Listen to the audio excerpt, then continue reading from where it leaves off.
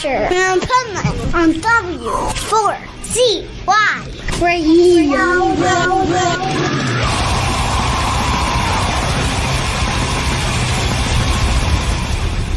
Wake up, America! It's time for the Adventures of Pipeman on W4CY.com, West Palm Beach's #1 internet radio station. Here's your host, the Pipeman.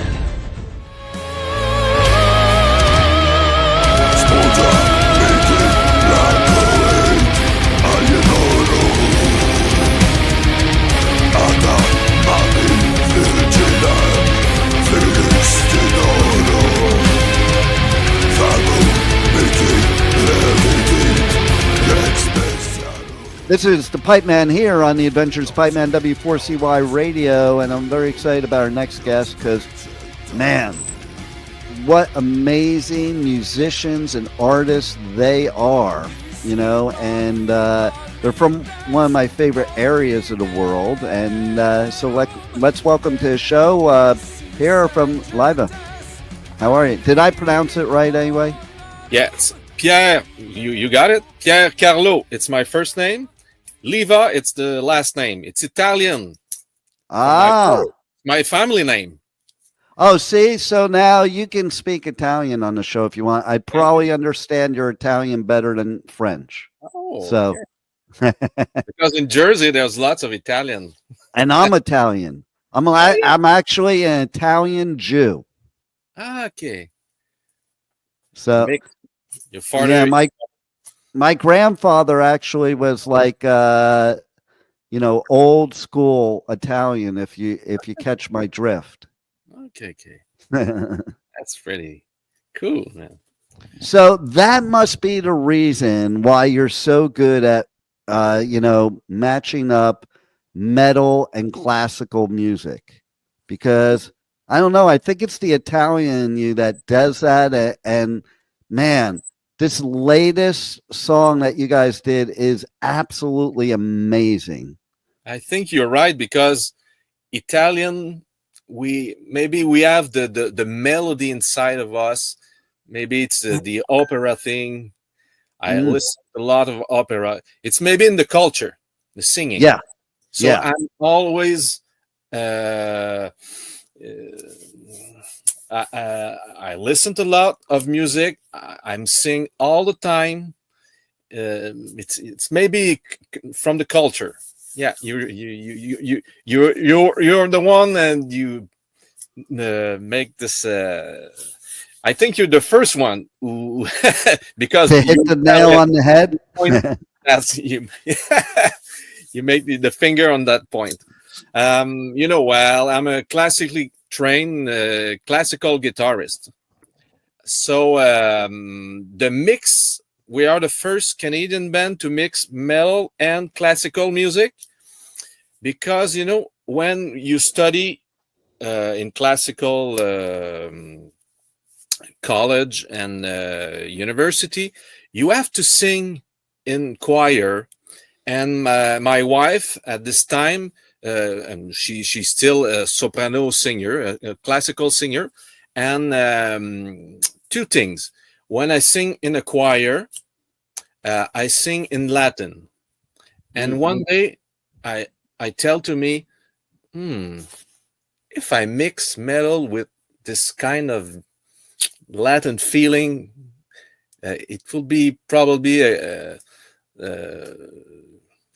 it could be sound good. And on the other side, my wife, when I go to see her in concert, she sang at this moment. She's still singing. So I'm gonna talk in the past. She sang in Spanish, German, French, Italian. Wow. And there's opera. There's sacred music, secular music. But when she sang in the sacred music, I don't know, from Bach and Del or lots of Italian composers, her voice was so lovely. So there was a special thing that said to me, okay, if I mix her voice with my music, she play viola. Viola is the biggest violin, so it's a viola. And I write for her. She was, I don't know how to say in English, but in French, a muse. Muse is a person you write for her because Yeah. she inspired me. It's Well, the same in English, actually. so she was my muse. I write all the lyrical things for her voice, her viola, with my metal background. Now, The sound starts there. At the end of 1998, the band started at 1997, but she came in the band in 98. And then the sounds of Liva came after that.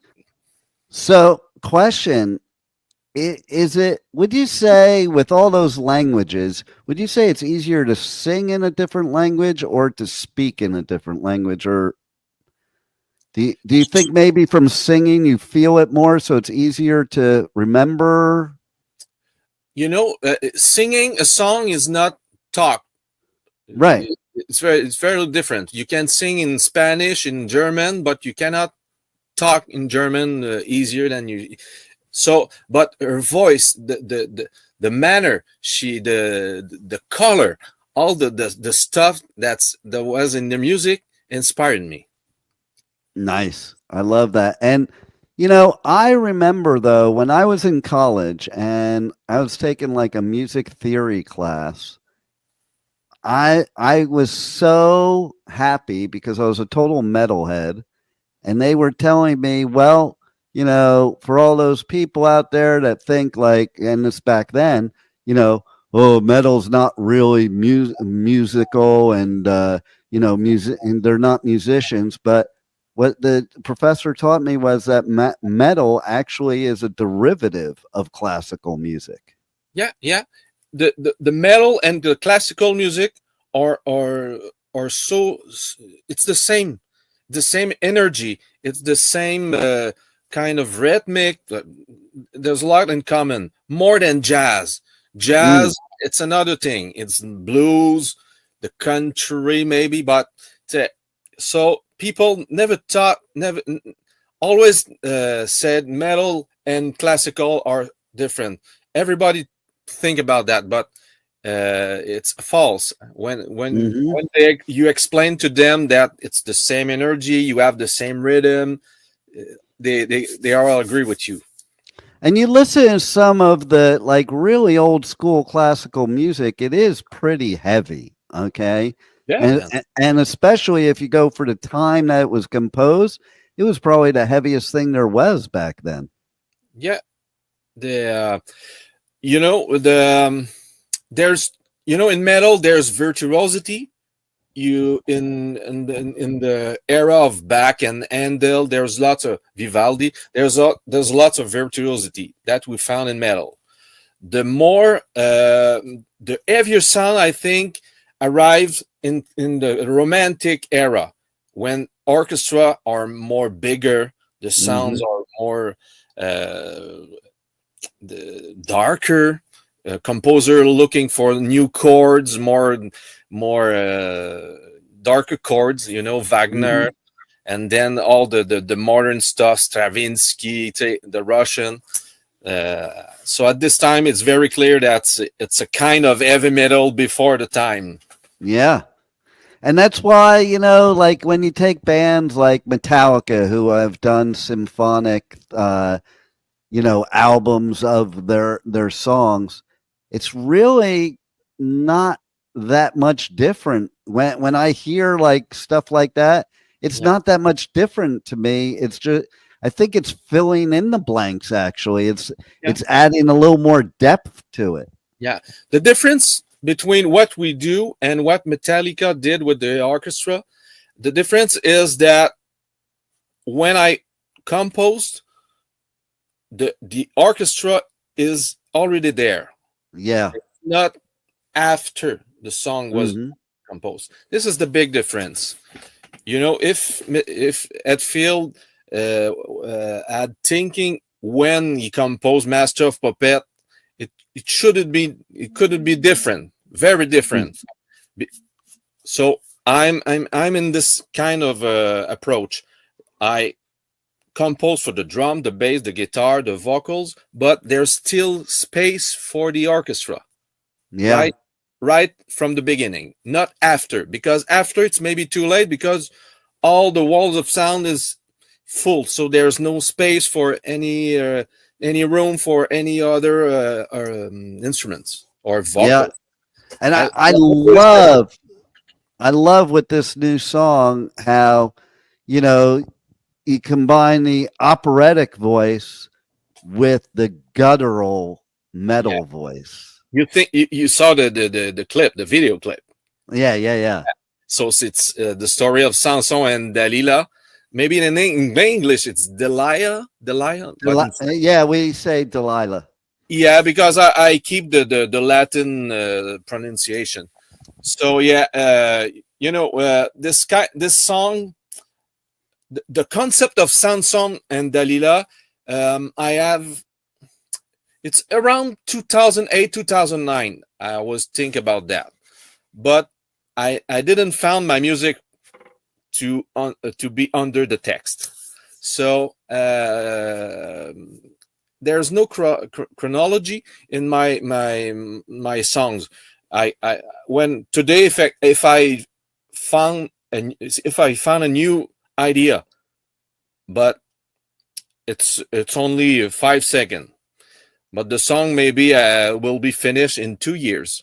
So I'm not a kind of composer, kind of guy who, okay, today I have to start composing the new album. I take my old ideas becomes new ideas. Okay, so Samson and Dalila was a concept in 2008, 2009. But when Nadine Guertin, the singer, soprano singer, came in the band in 2020, I thought it was the moment to do that song. There's 2 songs on Samson, 1 and 2. Okay, so when Nadine came, I have the all my ideas was there. The cast, she's a woman, I'm a man. I'm gonna do Samson, she's gonna do Dalila. It's like a movie. I want you for this cast. I want you to do the woman. So in 2000, when I brought my new 9-string, I play 9-string guitar, man.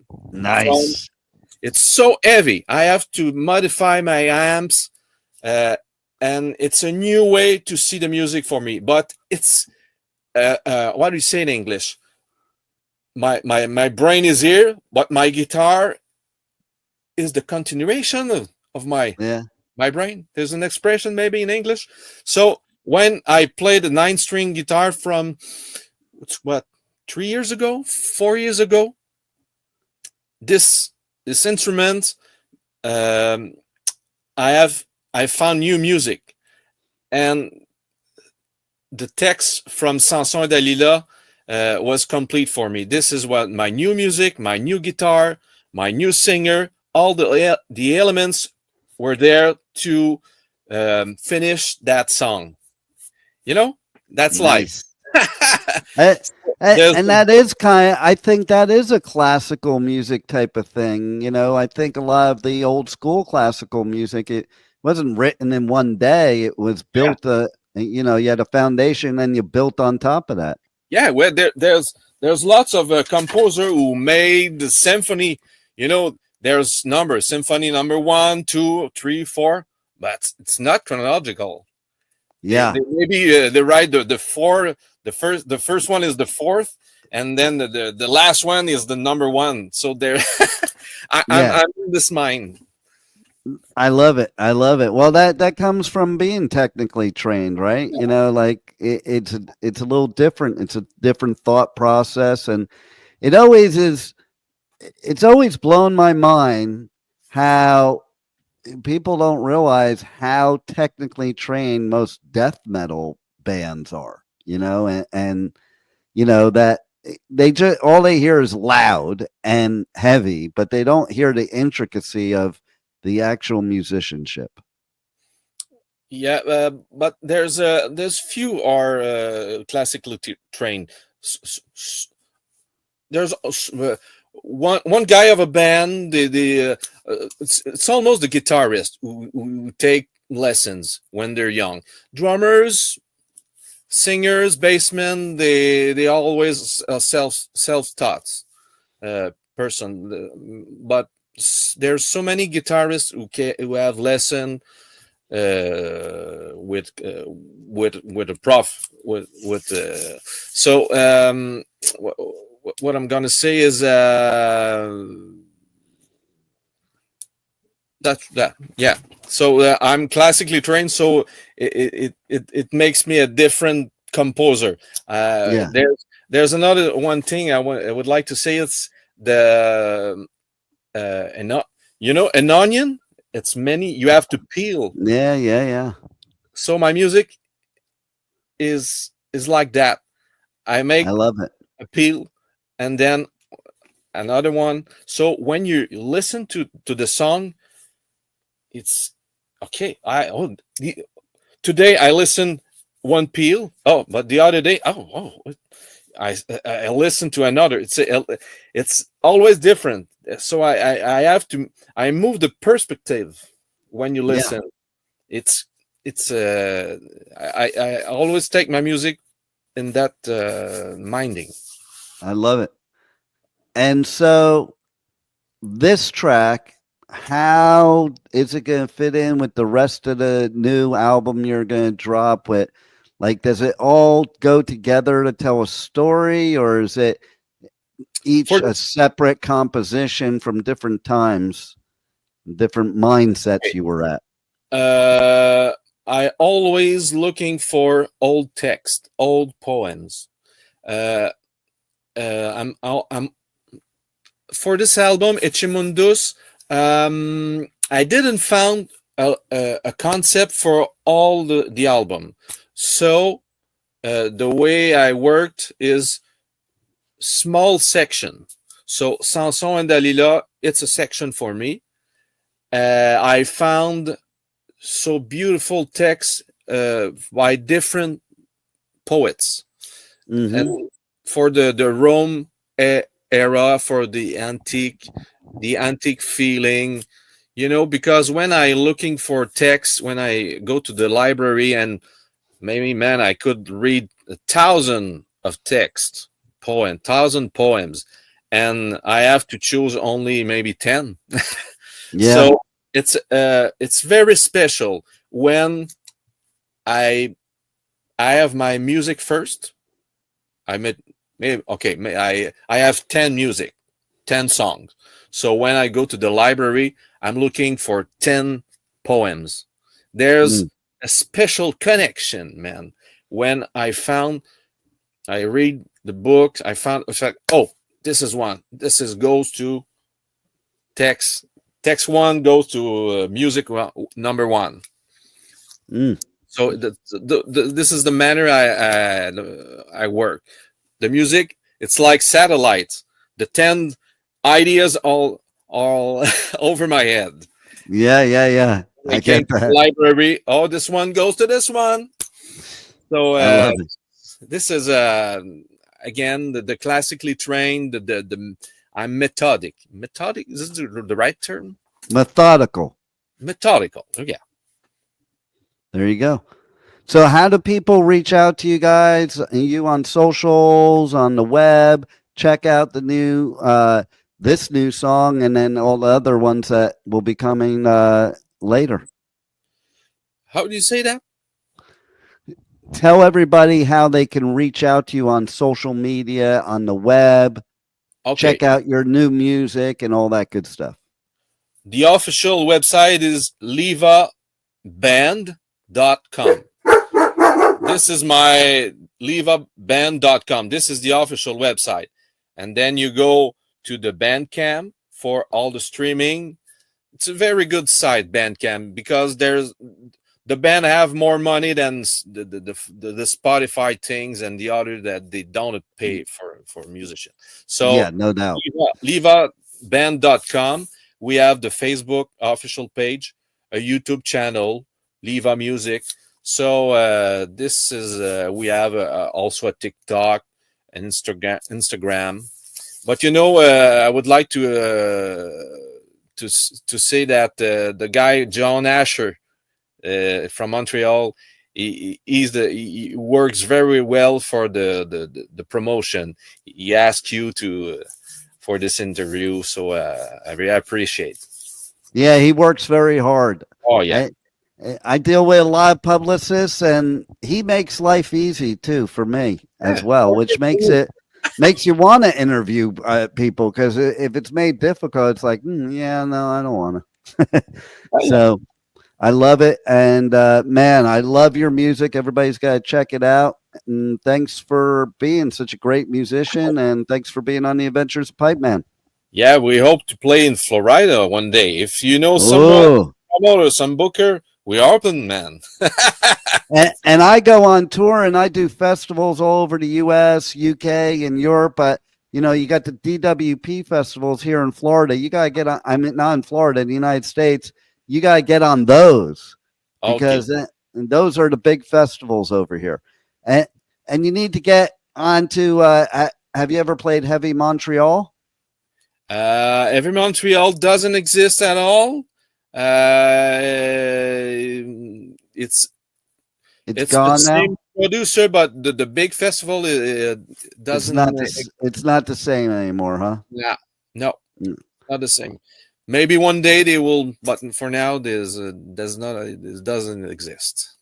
That's true of a lot of them out there. It's like the big boys are taking over all the festivals, and instead of all the little independent ones. Yeah, they're still independent here in Quebec and in Canada. We have to go. There's new one. There's lots of people who wants maybe smaller venues. It's more easier to talk to the band. Yeah. Times change. It's maybe so. Well, I look forward to seeing you. Yeah, so I look forward to seeing you live here in the States. Yeah, we hope so. So keep on. Let's keep in touch, and we can write it down. Find something. Absolutely, and you got to bring the dog into the band. Oh, the dog is in the studio all the time with me when I play the guitar. See? Yeah, he's still there and listen to me. And he was even he or she was answering questions on the interview too. So that's cool. That's good. Yeah. Yeah. All right. Well, it's been a pleasure, and your music is badass, and I hope everybody checks it out.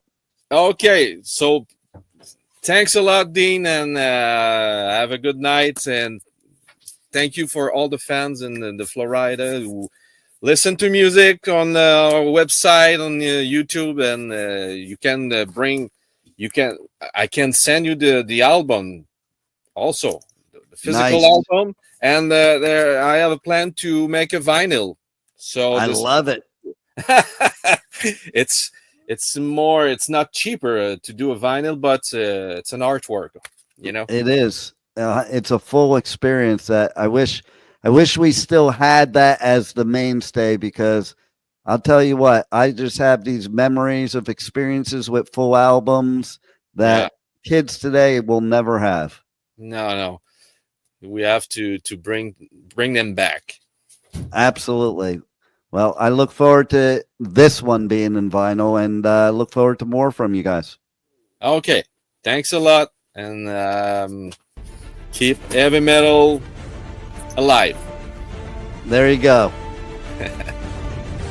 Thank you for listening to the Adventures of Pipeman on W4CY Radio.